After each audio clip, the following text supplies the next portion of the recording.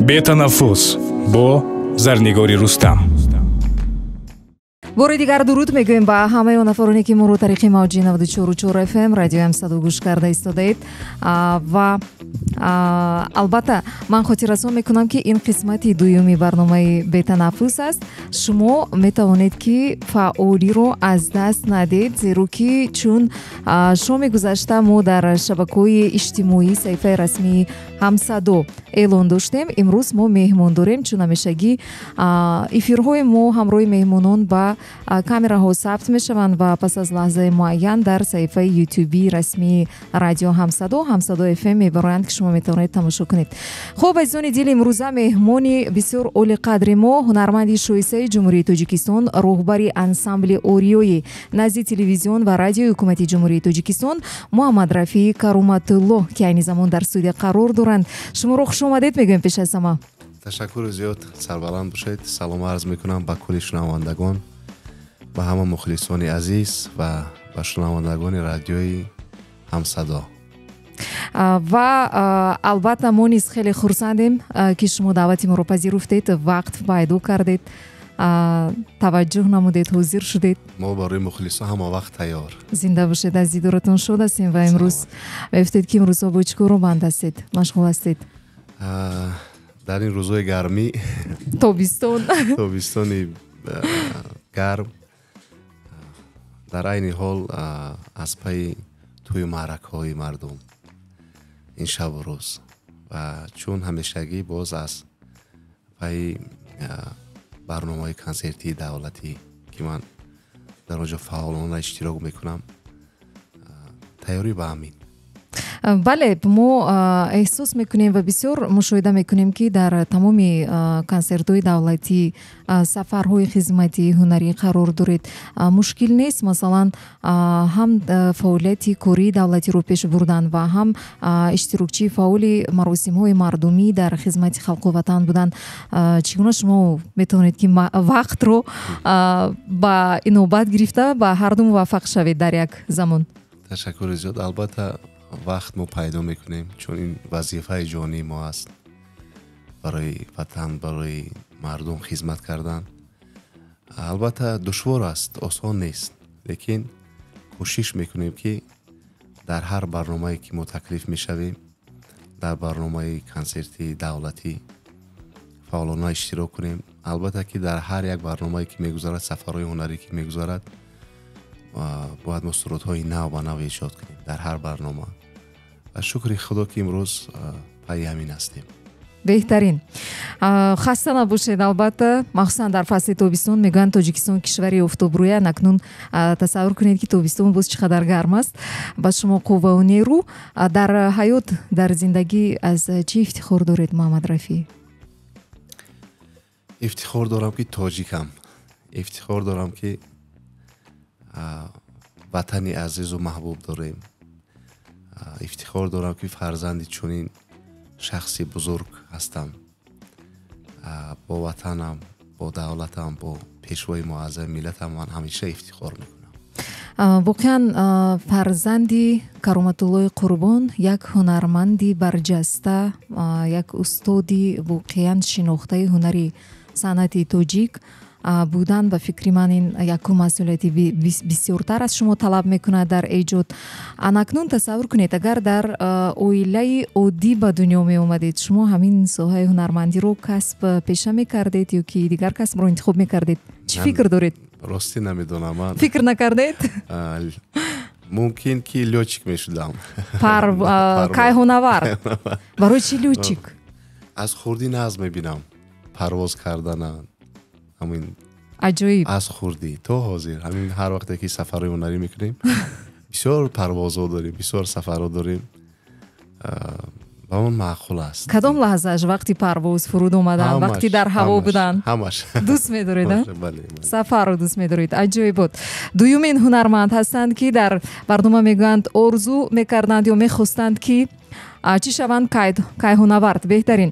инак гуфта метавонед барои шумо махсусан ҳамчун ҳунарманд пеш аз ҳама лаҳзаи тақдирсоз дар эҷодиёти шумо кадом буд ба фикратон? чун ман аз хурдӣ بعد از گذشتن پدرم از دنیا گذشتن عموما مهر در دل من بود و وقتی که پدرم گذشتن من اول درجه عائله ما خیلی وزنی های زیادی رو پس سر کرد. خیلی وزنی های زیاد دیدیم. در اون شب روز هم خیلی بود.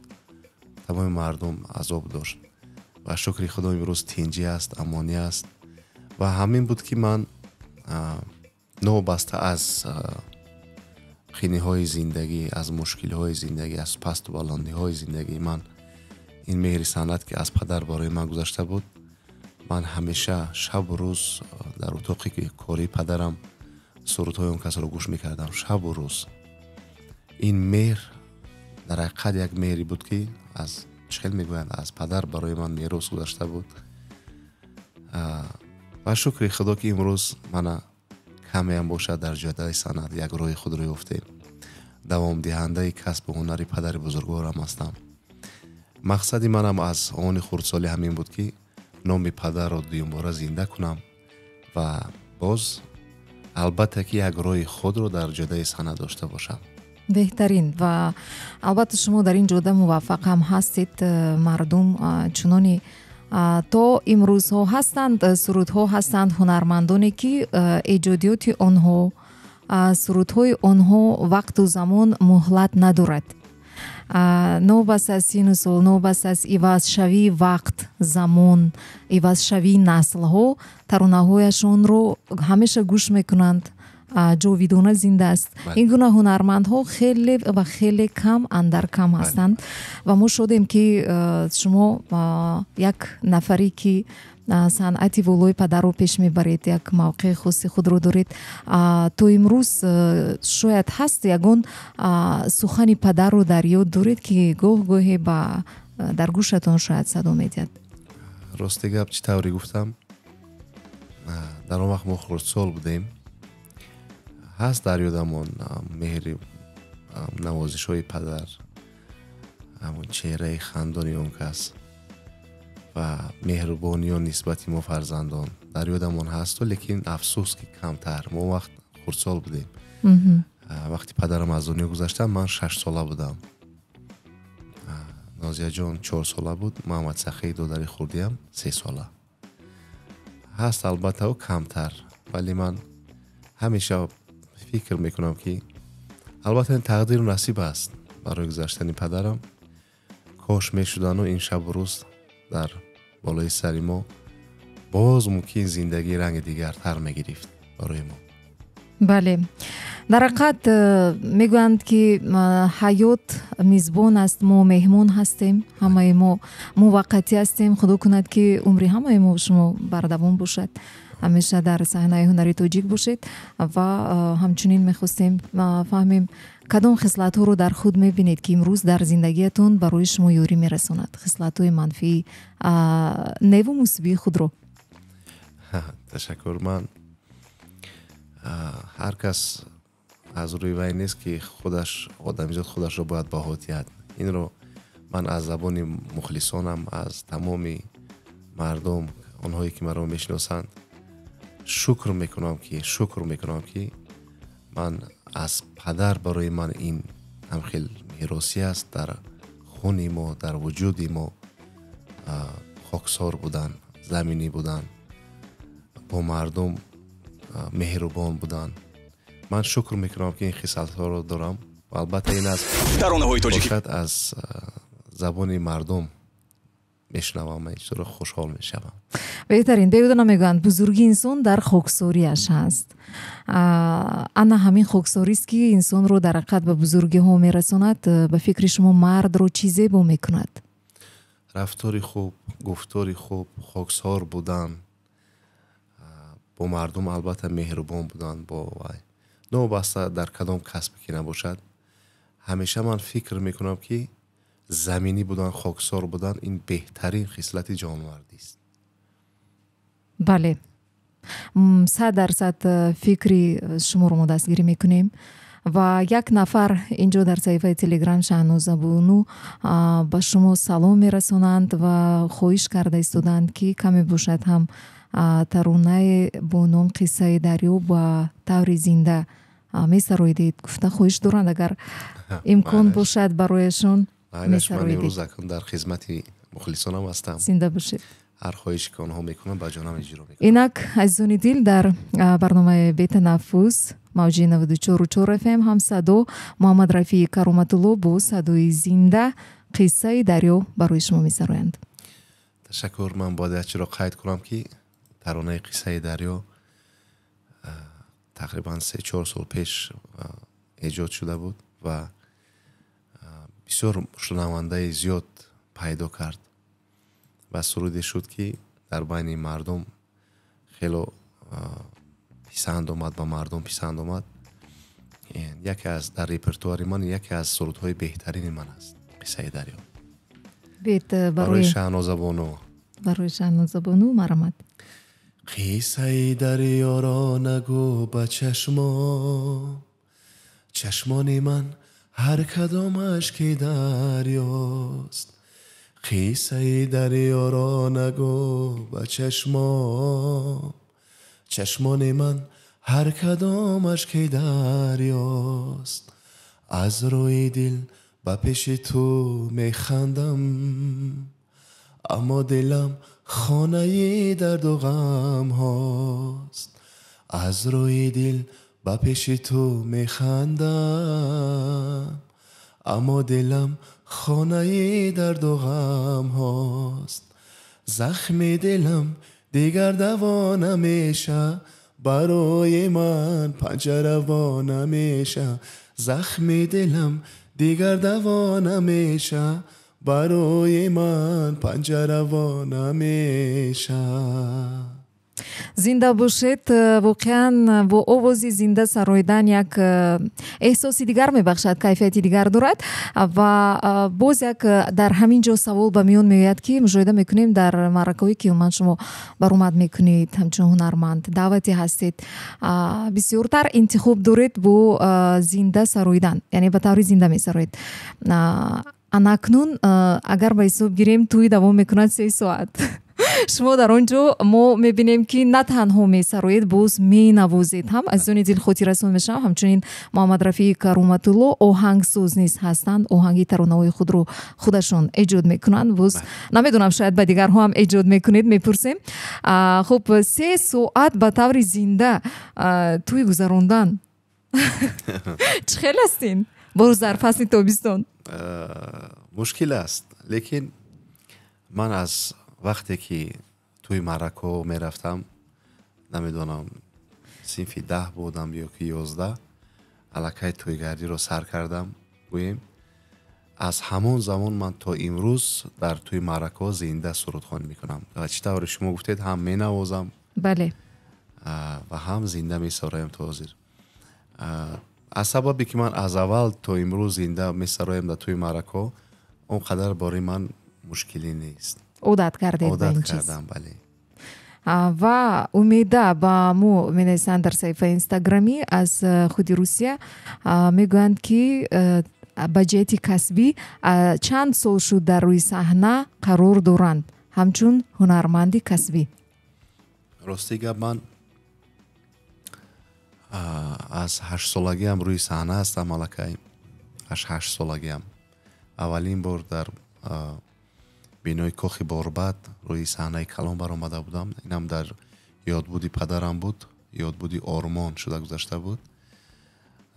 гӯё ки ман аз ҳамон вақт аллакай рӯи саҳна ҳастам, лекин пурра, агар гӯем ки пурра, ман аз тақрибан 18 солагӣ 20 солагӣ пурра дар рӯи саҳна ҳастам. қариб гуфтан мумкин тамоми умр. бале, бале. хуб, шунавандаи дар хати алоқа гӯш мекунем. алло, ассалому алайкум. درود بر شما آقای زرنگار، به شنوندگان صدا و به آقای محمد درود میگویم. روزتان بخیر باشد. سلامت باشید. مرحمت. چی سوال داشتید؟ اسفندیار هستم آقا جان. سوال نداشتم و ولی به آقای محمد رفیع موفقیت کامیابی تمنا دارم و یکی از حافظانی هستند که در جوده صنعت سلجیک در میدان صنعت تاجیک جایگاه خاصه و بلند خود را کسب کردن. من خیلی دوست می‌دارم ترانه‌هایشان را. تشکر زیاد برادر. ترانه‌هایشان را تماشا می‌کنم و برای شخصا من دو روز یک سوال گذاشته بودید، یک موضوع که در وقت خالگیتون کدام وقت است؟ شخصا برای من وقت خالگیم وقتی کار رفتن و از کار آمدن است که همیشه در گوشم نوشنیک سرودی استاد کرامت الله قربانov و همراه سرودی محمد رفیع کرامت الله گوش میکنم، میروم. هر روز این یگان مطابق نیست، یگان نیست. سلامت در حقیقت صنعتی اصیل پیش میبرند که محمد رفیع سلامت باشید. تشکر زیاد، زنده باشید. خب بله، ما بغیر از اون که با هنرمندان هستیم باز همه روزه یک موضوع رو انتخاب میکنیم برای محاکمه و هم صحبت شدن با مخلصان شنوندگان و این فکر این آن نفر بود. در وقت خولگی گفتن خود شما امروز هست هنرمندی که شما گوش میکنید در وقت خولگیتون بغیر از مثلا پدر، بغیر از نمیدونم باز اساس من سرودهای پدر رو گوش میکنم. پدر رو گوش میکنید؟ شب روز گوش میکنم، در وقت خستگی گوش میکنم و هم ثبتای به قولی که استودینی ثبتایی که در استودیو شدند هم ثبتایی هست حاضر که من از تمام توی ها میگیرم، جمع آوری میکنم. در توی معرکه ها سرایدگیان بسیار آنها رو تماشا میکنم. بعضا دیگر حافظه رو گوش میکنم. با فکر شما امروز در صنعت تاجیک چی نمیرسد که همین هنری صنعت تاجیک رو با طور شایسته معرفی کرده تواند؟ هست حالتهایی که میبینید و غمگین میشوید؟ البته میشوم و چی نمیرسد برای بهبودی؟ بعضی کمبودی ها من ممکن این فکری ما رو بسیاری دستگیری کنند. بله. بعضی هنرمندان حافظان پیدا شدن که به قول خسکی میگوییم ما به قول بله نمیدونم چی سبب باشد که من بسیار وقت غمگین میشم گوش میکنم. ما داریم صنعتکاران بهترین، ارزنده داریم، لیکن بله. کمی در کم است. کمی در کم. حاضر همیشه روزو بسیار حافظای وای شده است. به قول خسکی و سرود میخونن، آهنگی پره نیست، شنویده نمیشود، متنی خراب است. نمیدونم، شاید سری روی این رو میگرفتن اگر بهترین میشد. این البته وای ما است، کمبودی ما است. بله. این کمبودی رو سری روی این کمبودی رو گیریم، زیرا که صنعت این جای مقدس، جای بزرگ است. این رو باید به خطاگی رو ندیم، هیچ وقت ممکن نیست. بله، واقعا در گذشته ما به نهایت استادانی بزرگ داشتیم که ترانه‌هایشان پر از معنی بود، پر از محتوا بود و با آنها صنعت تاجیک رو دیگرگون تصور میکردن، قبول کرده بودند و ما امروز شدیم که هنرمندانی مثل شما ارزنده ها بسیارتر داریم و بگذار که دوام دهنده همین صنعت شایسته در بین دیگر خلقیت و ملت ها باشند. خب باز یک سوال هست اینجا پیشنهاد می شود. میپرسند که تمامی که شما بدون رد کردن استعمال میکنید، میگویند نرگیزه در صحیفه تلگرامی. تمامی که شما بدون رد کردن استعمال میکنید، هستم این خیلی تمام یا که انتخابی هست همش؟ برای تعام گپ رفته ساده است. بله. من آش پلاو رو نغز میبینم، دوست میدارم و خوراک های ملی به قول نمون آشی توپا میگوییم، آشی بریده میگوییم. بله. شکر و خروت و این چیزا رو نغز میبینم. شده است یگون حالت، یگون مراتبه یگون خوراک تیار کرده اید میتوانید؟ نه راستی گپ نمیتوانید. با این نرسیدید. خب مشغولیتی دوست داشته دارید بغیر از کار، بغیر از هنر، صنعت؟ وقتی که شما یک وقت خالی دارید با خود در دنیای خود هستید، با یگون کار مشغول میشوید؟ من باز سپورت، ورزش کدام نوع ورزش؟ هم در خانه وای دارم، беговая дорожка дорам, медавам, медавед обозӣ меравам ҷои буд. дар вақти холигӣ. яъне аз пайи солимии худ ҳастед. бале бале. хуб, азизони дили, идома медиҳем. Инак барнома бо таронае давом меёбад аз Муҳаммад Рафии Кароматулло. Пас аз он шумо метавонед боз пайваст шавед ба рақамҳои 38 30 944 дар мавҷи радиои ҳамсадо бошед. бетанаффус бо Зарнигори Рустам.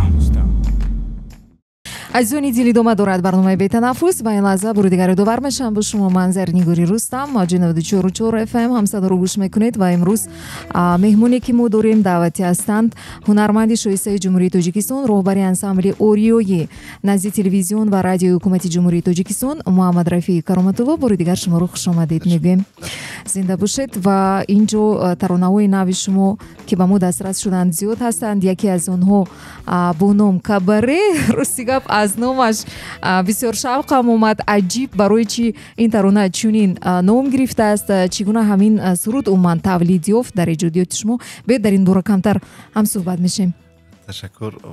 вақте ки ман бояд гуфт ки бисёр таронаҳоро ман худам эҷод мекунам. вақте ки ҳамин тарона дар фикрам омад, оҳангаш он вақт шеър набуд, она ман такмили мусиқӣ карда истодам. вақти такмили мусиқӣ яъне ки аранҷировка, ҳам хеле як фикр омад ки як суруди бояд бошад ки замони имрӯзаро бояд ҷавогу бошад, барои ҷавон мувофиқ бошад, барои ҷавонон бошад. вақти оҳанг пайдо шуд, характери оҳанг, характери аранҷировка, такмили мусиқӣ ба ҳамин сухано мувофиқ буд. ва барои ҳамин мо бо Орзуи Исоев кор кардем ва ҳамин шеърро навиштанд бо номи Кабаре. номи сурудро ки гузошт? худи Орзуи Исоев. ҳамин тавр гузоштанд. аҷоиб. хуб, давом медиҳем суҳбатамонро. таронаҳои нав аз ҳунарманд зиёд ҳастанд. азизон дар рафти барнома садо медиҳанд. ман хоҳиш мекунам ҳамаи онҳое ки занг мезанед берун аз эфир, вақти дар эфир буданамон занг занед. танҳо ин вақт мо метавонем зангҳои шуморо қабул созем ба рақамҳои 38 30 944. хуб, Муҳаммад Рафӣ, кадом як одати кӯдакиятон ҳаст ки то ҳозирам бо шумост? одатҳои кӯдакиятон ягон то ҳозир ҳаст ҳамроҳи шумо? ҳамаш ҳаст. чӣ одате ки дар кӯдакӣ буд ҳозир ҳам ҳаст. метавонед гуфта, шумо албатта ҳамчун ҳунарманд ки гуфтан мумкин қариб тамоми умр дар саҳна ҳастед, аз ҳама як тӯҳфаи ғайри оддӣ, аҷоиб аз тарафи мухлисатон кай буд? чӣ буд? метавонед гуфта? бовар кунед, дар ҳар барномаи консертӣ ки вақте ки ҳамз давраи аввал вақте ки консертҳо медодем то имрӯз, ҳар як қадам, ҳар як омадани мухлис барои ман ин худ тӯҳфаи беҳтарин буд. чун ман ҳар вақти консерт мемондем, толор пур аз мухлисон буданд. ин барои ман аз ҳама тӯҳфаи беҳтарин буд ва ман албатта ифтихор мекунам бо мухлисони азизам. зинда бошед. бо дастгирии он касо. ана ин воқеан қадрдонии беҳтарин барои ҳар як мухлис аст. барои он ки дар ҳақиқат ҳунармандро ба фикри ман мардум халқ мухлисон ҳунарманд мекунанд. пеш аз ҳама дастгирии мухлис ин хушбахтии санъаткор аст.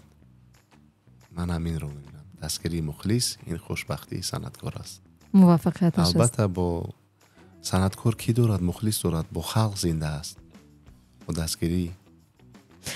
чӣ фикр доред? муваффақият дар роҳи ҳунар ин кори бахт аст ё меҳнат аст? албатта меҳнати зиёд. меҳнати зиёд. албатта меҳнати зиёд. бемеҳнат намешавад. боз вақте ки дар вуҷуди ҳар як инсон, ҳар як санъаткор ҳамон меҳр агар ки набошад, боз як чизи ҳама муҳимтараш ин доди худовандӣ ҳамон набошад, фикр мекунам кор пеш намеравад. бале. ва назари шумо ба он ҳунармандоне ки таронаҳои падаратонро мехонанд чӣ гуна аст? таронаҳои падарро вақти ман хурдсол будам аллакай мехонданд. баъди гузаштанашон бисёранд. мактаби ҳунарии падарам ки мактаби бузург аст.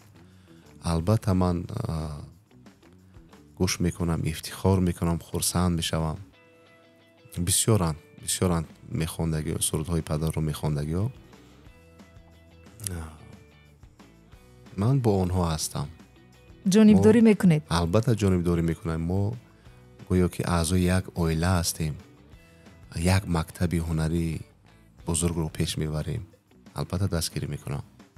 و من چند پیش در شبکه اجتماعی یک نوار رو که بسیار پهن شده است میونی مردم، راستی گپ نمیدونم، تماشا کردم. در آن یک جوان همین خیل نشسته در یک کرسی، هم نواخته هم بلندگویی در نزدش سرودی استادی نوبغه هنر کرامتالله قربان رو می سرویند. طرز آرایشی موی لب، موی سر، صدا حتی همش اونقدر زیاد مانند است که آوازه هم حتی هست، آوازه های هم حتی هست که گویا که پسری کرامتالله قربان باشند. شما با این فکرم محمد نسیم نام دارد، اگر شما همون نظرش باشید. بله. و شاگرد خودم است. من همچنین دادر او رو قبول کردم. از خردسالیش به نزد من می اومد می رفت. این شاگردای من هستند. شاگردی شما هستند. یعنی آوازهایی که گفتند پسری هنرمند است درست نیست؟ نه عجیب بود. خب دوام میدیم صحبتمون رو. حالتی که شما با اومن یا در کنسرت یا در توی ها که اشتراک میکنید شده است یگان حالتی که شما چشم انتظار نبودید، غری چشم داشت بود، بر اومدید، شاید خنده‌آور بود برای شما، لیکن از اما حالت بر اومده توانستید، شاید نمیدونم بلندگوی کار نکرد، شاید باز یگان چیز دیگر فراموش شد. بودم خیلی حالات بسیار در توی معرکه بسیار میشوند. دارید یگان تجربه بسیار بود و به نزدیک یک توی دیگر بود در همون طربخانه و سویتو وای شد، خاموش شد. بعد من با نوازنده ها بین معرکه بر آمده هم خیلی زنده خواندم. خیلی حالت بسیار بود. نواختن انکنون وقتی برق نیست نواختن چگونه شد؟ یک ضربی دایره بود انا دیگر اسبابی نفسی که می نوازم به برقی صدایشون می براید. با صدای زنده در بین اون معرکه من آوازخوانی کردم. بخی حالت بسیارن. همون صاحب معرکه چگونه ناراضی بودن؟ عجیب شد توی چه گذشت؟ خوب قبول کردن تا آخر رقص کردن. بعد فکر کرده که بهترش من بعد برق خاموش شود خوب تر است. خب اینک دوام میدیم صحبتمون رو. با فکری شما بیت زنگ رو اول قبول میکنیم. مراتبه چندم است همین نفر کشی پیوست شوی دارن. میشنویم. الو السلام علیکم، روز بخیر. نام شما؟ سلام علیکم. سلام مشاکره محمد رفیق. سلام علیکم. علیکم بر سلام. سلام باشید. من بختیار مخلص ترانه‌های شما و پدرتان بسیار ترانه‌های خوب است گوش میکنیم و خودم با شما از شما خواهش میکنم که همون ترانه‌ای که استاد می‌سرایی تنها شدم تنها آسودم خو همین ترانه رو یک شعر مثل زمزمه میکرده و شما گفتین که با ورزش کم مشغول میشوین. در این حال کدام نوع ورزش رو میپسندید و تماشا میکنید؟ زنده باشید. تشکر برای پیشنهادی سبا. تشکر زیاد. ورزش رو من امروز این شب روزا چون ورزشیاران ما علاقه در دنیا معلوم مشهور شدن، من همه اونها رو تماشا میکنم، افتخار میکنم. البته باز یک روحیه بلند دیگر میگیرم که ما پیشتر این خیلی وضعیت نداشتیم، این خیلی ورزشگرای امکانیت و این خیلی ورزشگرای کسبی نداشتیم. امروز ببینید که خیلی پیشروی است، شکر خدا. و من گفتم من خودم در وقت بیکاری میدوم، مشق میکنم و با آوازی مشغول میشوم. بله. و خواهش کردن ترانه تنها شدم تنها با شکل زنده میسرایند البته برای شما، چون امروز در خدمت شما هستند و فرصت قیمتی خود رو مخصوصا نه برای ما برای شما جدا کردند اومدن.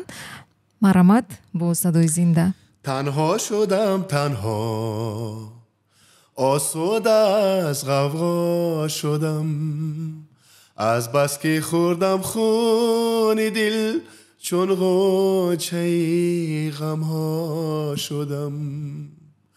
تنها شدم تنها، آسوده از غوغا شدم، از بس که خوردم خون دل چون غوچه غمها شدم. اگر شکل پرش باشد بعد میمونید. البته میمونیم. تشکر. بهترین بود صدایی که واقعا گویم انسان رو به یک احساس و به یک دنیای دیگر وارد میسازد. خسته نباشید محمد رفی. اینک دوام میدیم برنامه رو با ترانه‌ای که گفتید همروی متنش ایجاد شده است از ارزو و آهنگش از خود شماست کبره. بله بله. این ترانه رو هم رو گوش میکنیم از اون و پس از چند لحظه باز در افیر مستقیم هستیم. موجی ما رو ترک نسازید. با ما باشید. بتنفس با زرنگاری رستم. عزیزانی دلی دوما دارد برنامه بتنفس بار دیگر یادآور میشم. امروز مهمونی ما هنرمند شایسته جمهوری تاجیکستان، راهبر انسامبل اوریوی نزی تلویزیون و رادیوی حکومتی جمهوری تاجیکستان محمد رفی کرامتالله. بار دیگر خوش آمدید میگیم با استودیو. خسته نشدید؟ نه. خوشحالم از دیدارتون و میبینیم باز یک ترانه نو همین سال 2024 برآمده است با نام محتوب شب. از همین ایجاد شدن همین سرود از با روی نشر آمدنش یک سخن میکردید. چه خیلی تولید یافت این سرود؟ باید گفت که این ترانه پیشینه است. یعنی دیگر هنرمندان پیش میسراییدن، بسیاری و به نظرم سراییده بودن این ترانه رو و این چونین شادروان عمکم که با پدرم در همون شب و روزایی که پدرم از دنیا گذشتند عمکم هم همراه بودن همونجا، خدا رحمتشون کند. نوروز در توی مرکه همین سرود رو میخواندن. من از خردی این ترانه رو گوش میکردم و برای من پسند بود. محتوب شب و من امسال خوشبختانه من این سرود رو سراییدم و فکر میکنم که سرود دوباره زنده شد. یعنی با اون یگون تغییرات وارد کردید شاید در آهنگ؟ شاید کمی تغییرات به این نمیشود. تکمیل موسیقیش نو بود، ارنجировکای نو و کمی با سبک و اسلوب خودم سراییدم، با صدایی که در اسلوبی واقعا خود شماست. خوب صدا میدید این ترانه پس از چند لحظه و یک نفر با نام کامرون درخواست کردن به نهایت که ترانه جون سرودی با نام جون با همین خیلی کلمه سر میشد. نامش رو عمیق در یاد ندارم مینویسند. کامرون اگر پوره میگفتن میسراییدید. خوب دوام میدهیم و باز یک سوال دیگر است. مینویسند که مناسبت شما با نوزیه که هنرمندی معروف هستند در تاجیکستان چگونه است و آیا در ایجاد ترانه ها نیز شما با همدیگر ابراز نظر میکنید، فکرای یکدیگر رو میگیرید؟ گفته پرسیده ایستادن در اینجا کامل در صفحه تلگرام. مناسبتی من با نوزیه خواهرم است. البته مناسبت های ایجادی رو با فکرم در نظر دارند. البته من با یکدیگر مسئولیت میدیم. اساس من با او بسیارتر مسئولیت ها میدیم. از من مسئولیت ها میپرسد برای انتخاب سرود، شعر و از همه با مادر جان عزیزمون ما رو باز دستگیری میکنند، در این راهنمایی میکنند در انتخاب آهنگ، در انتخاب شعر، سر لباس پوشیدن. این همش کوشش های مادرمون نیز هست، زحمت های مادرتون هست.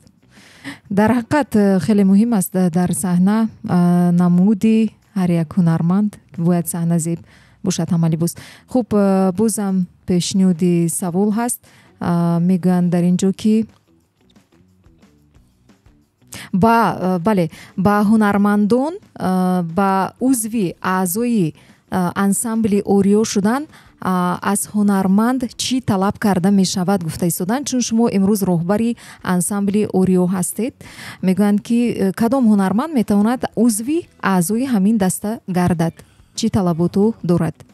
طلباتو همین است که هنرمند باید که در حقیقت هنری اصیل داشته باشد و بیشتر ما در این ансамбли эстради орио ҷавононро ба кор даъват мекунем, чун ман чанд солҳои охир аст ки дар он ҷо роҳбари ансамбл ҳастам ва бошад марҳамат ҳофизон, мутрибон, хоҳишмандон кадоме ки дар ҳақиқат санъати асил дорад, мо интизор барои мо барои ансамбл ин хеле ҳунармандон дар кор ҳастанд ва шукр ҳозир кор пешрафта истодааст ва дар ҳама чорабиноии давлатӣ фаъолона иштирок мекунад ансамбли эстради орио аз соли 2008. марҳамат агар хоҳишмандон бошанд ба кумитаи телевизион ва радио муроҷиат кунанд, мо мебинем ба тариқи озмун албатта ки ба кор қабул мекунем. вақте ки гап дар бораи ҳамин ансамбл рафт, мехостам фаҳмам ки ансамбли орио асосан дар кадом жанр фаъолияти худро пеш мебарад ва барои ҳунармандон чи эстради албатта барои ҳунармандон чӣ афзалиятҳо дорад?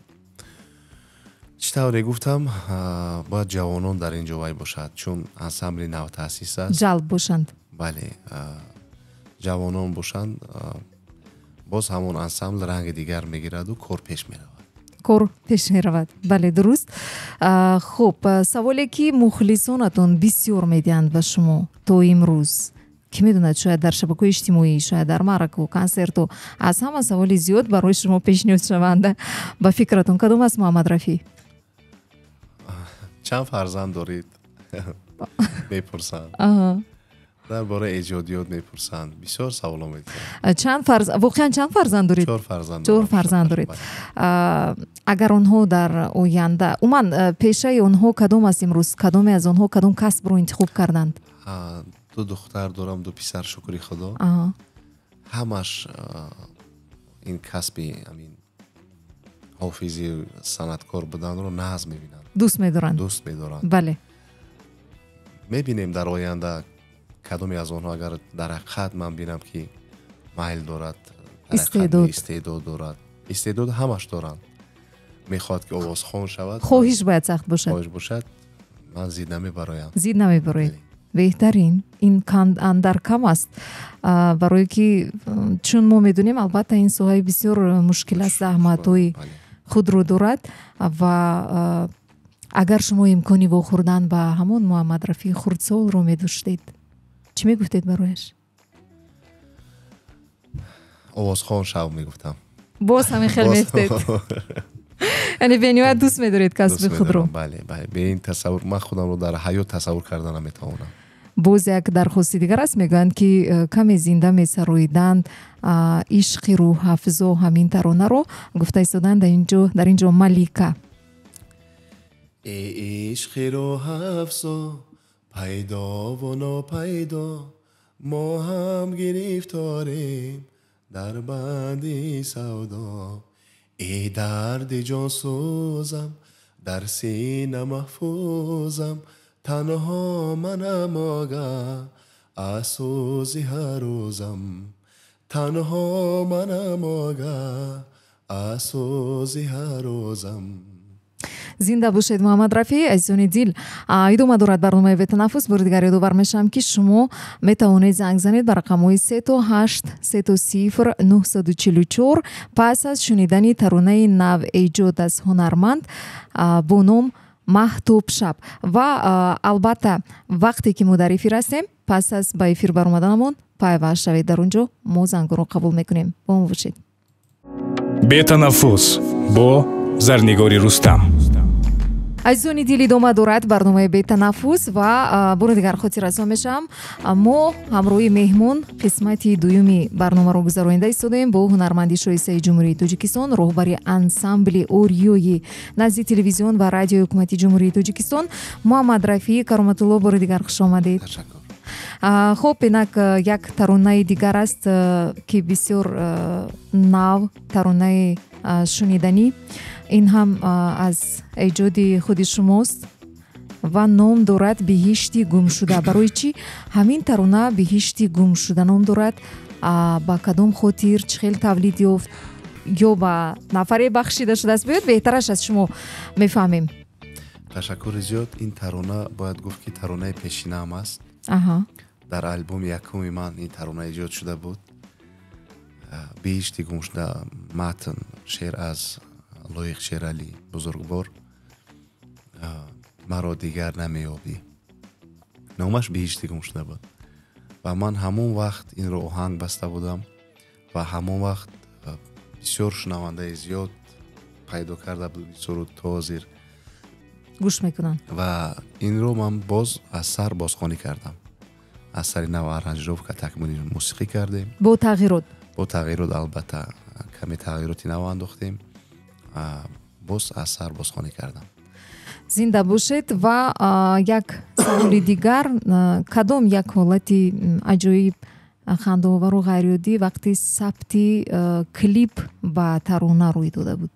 мо медонем ки шумо клипҳои бисёр доред барои таронаҳоятон ва холӣ аз ҳолатҳои аҷоибу хандаовар шояд набуд. Шояд барои шумо бори нахуст буд ягон ҳолат. дар сабти клипи кадом тарона буд, метавонед гуфта? бисёр ин хиёлатҳо бисёр буд. дар ҳар як клипе ки мо ба навор мегирем хиёлатҳо мешаванд. ман як вақтҳо дар тарафи похтар дар манзараҳои зебои худамон клипи агар тирам ба сар борад туро ман дӯст медорам, инро ба навор мегирифтем. вақте ки мо ба навор гирифтему роҳ баромадем сӯи хона, дар роҳ мо чархаки вайро дидем. дар ҳамон рӯи вай поист қатора бале як аробачае буд, намедонам оё алаф мекашиданд, чӣ хел буд. хуб, дар ҳол идея пайдо шуд, давида рафта дар болои ҳамон чархак шидему ба навор гирифтем. инам ҳолате буд ки дар вай мо набуд, дар нияти шумо набуд. дар нияти мо набуд. ин хиёлатҳо бисёр мешаванд. аҷоиб. хуб, давом медиҳем азизон ва бигзор ки ҳолатҳои ғайричашмдошти эҷодӣ бошанд. бисёр мупаххас мекунем, истифода мебаред аз эҷодиёти шоирон, масалан аз лоиқ боз аз киҳо матнҳои шеърро интихоб мекунед? аз классикон албатта, аз ҳофиз, аз саъдӣ. баъд бояд гуфт ки бо Орзуи Исоев ҳамкорӣ дорам. бисёре аз сурудҳои маро Орзуи Исоев навиштанд. бо асосираҳо танҳо бо он нафар? бале, бо он нафар. хуб, инак чун вақтам мо нигоҳ мекунем 13:55 дақиқа азизони дил, фикр мекунам ҳар агар мо чанд соатам гап занем бо шумо барои мухлисонатон кам аст, лекин ба ҳар ҳол як ваи кӯтоҳ дорем, бахши кӯтоҳ дорем, интихоб ном дорад. мо ду калима пешниҳод мекунем, ҷавоб ҳам ҳаст дар он ҷо, якеро бояд интихоб кунед. хуб, оғоз мекунем бахши интихобро. марамат. чой ё қаҳва? бо як калима. чой ё қаҳва? чой. чой. аҷиб. суруди тоҷикӣ ё хориҷӣ? тоҷикӣ. доллар ё сомонӣ? ҳардуяш. ҳардуяш бошад бузура. бузкашӣ ё футбол? футбол. либоси классикӣ ё варзишӣ? классикӣ. ҳаракат бо автомобил ё асп? ё ҳарду? ё ҳарду. туй ё консерт? ҳарду. телевизион ё радио? ҳарду. бе якдигар намешаванд. махсусан барои ҳунарманд. хонаи баландошиёна ё ҳавлӣ? ҳавлӣ. ҳавлӣ. ошхонаи миллӣ ё аврупоӣ? миллӣ. зинда бошед. интихоби шумо интихобҳои беҳтарин буданд. албатта мо мепурсем ки инак ана амин ба рӯзҳои наздик, ба вақти наздик, нияту мақсадҳо, орзуҳои эҷодии шумо чӣ гуна аст? аз шумо чӣ интизор шаванд мухлисони шумо? дар пеш чорабинои давлатӣ аст. бисёр сар карда аз рӯзи истиқлолият ва дигар чорабиниҳо тайёрӣ пурра дида истодаем, чун ҳарвақтаина. дар ин баробар ман боз сурудҳое ҳаст ки махсусан барои ҷавонон, барои мухлисони азизам ин шаб рӯз сабт намуда истодам ва баъзе онҳоро ба навор мегирем, клип мекунем. من چی گفتنیم؟ من با مخلصان زنده‌ام و تا وقتی هستم برای مخلصان عزیزم خدمت میکنم، برای وطن عزیزمون خدمت میکنم. البته خب ما باشیم بار دیگر میناداری اظهار سپاس بیان میکنیم از نام رادیو همصدا برای اینکه تکلیف ما رو قبول کردید، پذیرفتید، فرصت خود رو جدا کرده اومدید. برایتون پیش از همه در زندگی محمد رفیع خوشبختی کامل، تنسیتی، سعادت زندگی، در ایجادیاتتون البته دستاوردهای نو، موفقیت‌های بیشتر آرزو میکنیم. بگذار که صدای زیبایتون همیشه در فضای دیار تنین انداز باشد. سلامت باشید. خوش آمدید. از شما مینادار هستم برای دعوتتون، برای برنامه خودتون. زنده باشید. تشکر زیاد. خوش آمدید. عزیزان دل، دوام این مدت با شما بودیم در برنامه بی تنفس. من زرنگاری رستم و هنرمندی شایسته جمهوری تاجیکستان، راهبر انسامبل اوریوی نزدیک تلویزیون و رادیوی حکومتی جمهوری تاجیکستان محمد رفیع کرامت‌الله. همیشه موجی ما رو پیگیری نمایید. در اینجا برنامه ما بی تنفس به آخر میرسد. پگاه باز در این وقت و ساعت با شما خواهیم بود. خیر عزیزان دل، همیشه با ما در امانی خدا باشید. بی تنفس با زرنگاری رستم.